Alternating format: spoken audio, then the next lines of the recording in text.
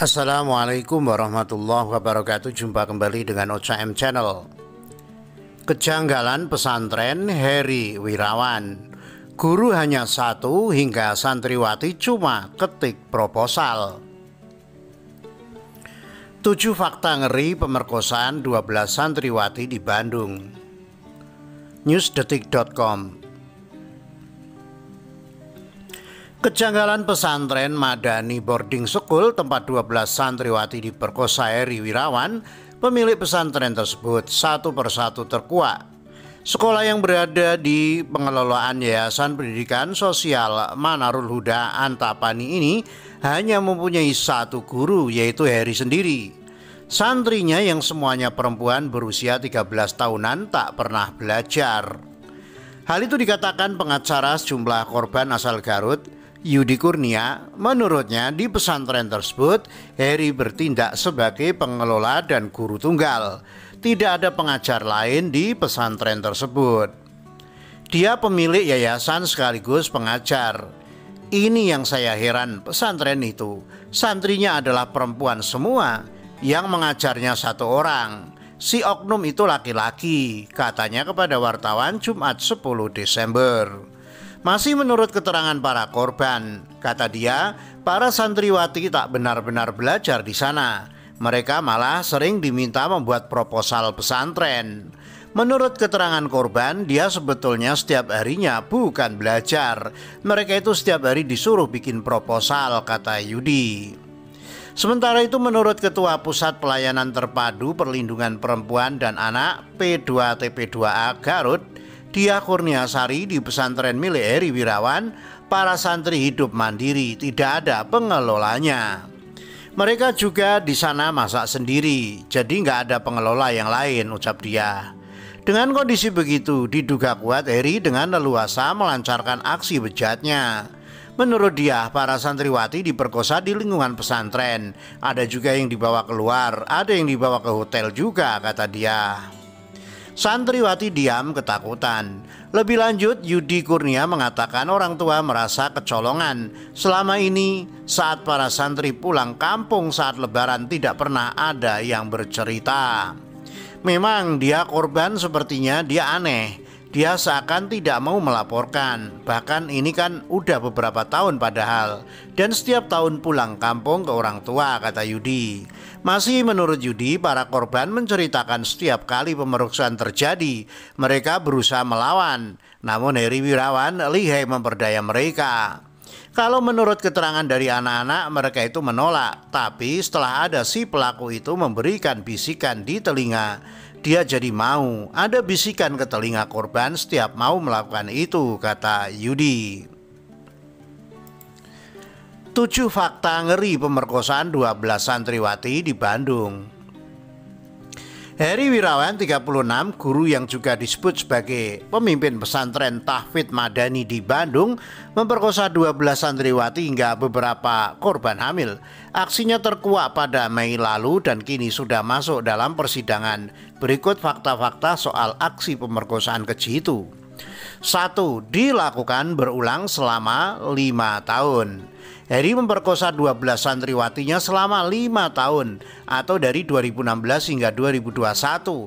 Hal itu berdasarkan salinan dakwaan yang diterima Detikcom. Dakwaan itu telah dibacakan oleh Jaksa Kejaksaan Negeri atau Kejari Bandung.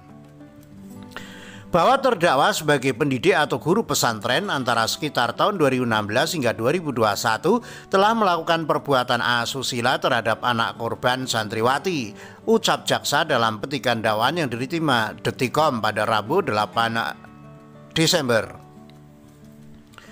Masih dalam surat dakwaan yang diterima, total korban mencapai belasan orang. Mereka semua merupakan santriwati yang tengah belajar di pesantren milik Heri di kawasan Cibiru, Kota Bandung. 2. Santriwati yang jadi korban mayoritas asal Garut. Kejaksaan Tinggi Jawa Barat menegaskan korban pemerkosaan yang dilakukan oleh guru pesantren sebanyak 12 orang. Menurut Ketua Pusat Pelayanan Terpadu Perlindungan Perempuan dan Anak P2TP2A Garut, Dia Kurniasari, dari 12 korban aksi keji Heri, 11 diantaranya merupakan warga Garut. Ini ada dari 2 kecamatan, dari kita 11, ujar dia kepada wartawan Kamis 9 Desember. Dia menjelaskan mereka sekolah di pesantren pimpinan Heri karena gratis. Mayoritas mereka memiliki hubungan saudara dan tetangga. Sebenarnya mereka sekolah di sana karena gratis, jadi banyak ketalian atau hubungan saudara dan tetangga, katanya. 3. Usia santriwati mulai dari 13 tahun. Masih menurut dia, rata-rata korban dari Garut berusia 13 tahunan. Selain asal Garut, kata dia, ada juga korban yang berasal dari Bandung. 11 santri asal Garut itu berasal dari 2 kecamatan. Mereka ikut bersekolah ke Bandung karena gratis. Sementara jaksa sebelumnya menyebut usia santri rata-rata 16 hingga 17 tahun. 4. Santriwati yang hamil lebih dari 4. Menurut dia, dari 11 korban santri asal Garut yang diperkosa, 7 orang hamil dan melahirkan. 1 diantaranya melahirkan 2 anak, sehingga total anak yang dilahirkan dari korban asal Garut adalah 8. Sekarang ada di ibunya masing-masing, semuanya 8 dari anak-anak ini, ujar dia. Sementara sebelumnya keterangan dari jaksa, korban yang hamil hanya 4 orang. Ada 4 anak korban yang hamil, ucap jaksa Kejaksaan Negeri Bandung Agus Mujoko saat dikonfirmasi Rabu 8 Desember. Agus mengatakan keempat anak yang hamil tersebut saat ini sudah melahirkan. Saat sidang saksi digelar kemarin, posisi anak korban yang hamil sudah melahirkan. Yang hamil sudah melahirkan semua, tutur dia. 5. 9 bayi lahir, 2 masih dalam kandungan. Anak yang lahir dari santriwati korban pemerkosaan Heri Wirawan sebanyak 9 bayi. Waktu pra penuntutan itu masih 8, ketika persidangan ini digelar ada 9, ucap PLT Asisten Pidana Umum Kejaksaan Tinggi Jawa Barat Riono saat ditemui di kantor Kejati Jabar, Jalan Naripan, Kota Bandung, Rabu 8 Desember. Selain 9 anak lahir dari santriwati, masih ada 2 anak yang masih dalam kandungan. Hingga saat persidangan ini digelar, anak tersebut belum lahir. Kemudian ada juga yang masih hamil, kata dia. Sementara itu, menurut Ketua Pusat Pelayanan Terpadu Perlindungan Perempuan dan Anak P2TP2A Garut, Dia Kurniasari, dari 11 korban pemerkosaan asal Garut, 7 orang hamil hingga melahirkan, bahkan salah satu orang sampai hamil 2 kali. Sehingga total anak yang dilahirkan dari korban asal Garut adalah 8. Sekarang ada di ibunya masing-masing, semuanya 8 dari anak-anak ini, ujar dia. Dia menambahkan mereka rata-rata berusia 13 tahunan. Setelah asal Garut, kata dia, ada juga korban yang berasal dari Bandung. Bahkan ada 1 korban yang melahirkan yang mengalami baby blues. Ya, nggak mau makan, tetap stres, tutup dia. 6. Heri Wirawan sudah beristri dan punya anak. Heri Wirawan, guru pemerkosa belasan santriwati di Bandung, sudah menikah. Dia bahkan sudah dikaruniai 3 orang anak dari pernikahannya tersebut. Hal tersebut diungkap Ketua Pusat Pelayanan Terpadu Perlindungan Perempuan dan Anak P2TP2A Garut, Dia Kurniasari. Dia menjelaskan, Heri merupakan pria beristri, sudah beristri, ujar dia kepada wartawan Kamis 9 Desember malam. Dia mengatakan Heri dan istrinya itu merupakan warga Kabupaten Garut, namun mereka sudah lama menetap di Bandung dan mengelola pesantren tersebut. Bahkan kata dia, dari pernikahannya Heri sudah dikaruniai buah hati, sudah punya anak, anaknya 3 katanya. 7. Aksi biadab dilakukan di pesantren, hotel, diduga pakai dana sumbangan. Heri Wirawan memperkosa belasan santriwati hingga hamil dan melahirkan. Perbuatan bejat itu dilakukannya di pesantren, apartemen, juga hotel di Bandung. Perbuatan terdakwa Heri Wirawan dilakukan di berbagai tempat, ucap Kasih Penkum Kejaksaan Tinggi Jabar Dodi Ghazali Emil saat dihubungi Rabu 8 Desember. Adapun beberapa tempat tersebut antara lain di Yayasan KS, Yayasan Pesantren TM, Pesantren MH, Basecamp terdakwa, Apartemen TS, Hotel A, Hotel PP, Hotel BB, Hotel N, dan Hotel R. Bahkan diduga kuat Heri menggunakan uang kucuran dana buat pesantrennya untuk menyewa apartemen dan hotel tempat. Sementara itu dilansir dari tribunnews.com, upaya Heri Wirawan tutupi aksi bejatnya, larang santri keluar rumah, bahkan belanja diantar. Demi menutupi aksi bejatnya, Heri Wirawan, guru pesantren pelaku ruda paksa, melarang santriwatinya keluar rumah. Hal ini diungkapkan warga kompleks Sinergi Antapani, Kota Bandung, Rizal 42. Diketahui selain pesantren di Kecamatan Cibiru, Heri juga mengelola sebuah panti asuhan yatim di Antapani. Menurut Rizal, sejak Heri menyewa rumah untuk dijadikan panti pada 2016 lalu, ia melarang para santriwatinya keluar rumah. Bahkan menurut Rizal, jika santriwati hendak berbelanja, mereka akan diantar Heri. Anak-anak yang ada di situ usia SD dan SMP, masih bisa bermain di luar padahal. Ini kalau mereka keluar untuk berbelanja saja harus diantar Heri. Mereka dilarang bicara sama tetangga. Ada sekitar 15-20 anak di situ yang tinggal, semuanya perempuan, beber Rizal saat ditemui Tribun Jabar Jumat 10 Desember.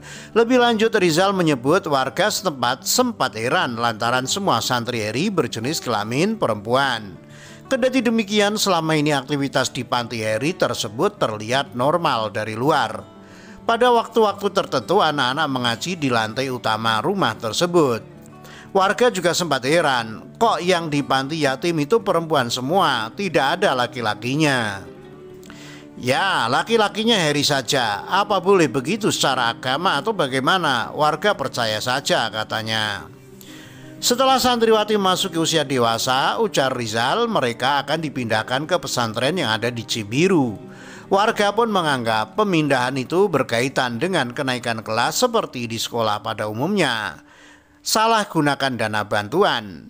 Diketahui Heri Wirawan menyalahgunakan dana bantuan pemerintah untuk kepentingan pribadinya, seperti menyewa hotel dan apartemen. Hotel yang disewa Heri juga digunakan untuk meruda paksa para korban. Fakta ini terungkap berdasarkan hasil temuan penyelidikan tim intelijen selaku pengumpul data dan keterangan di lapangan.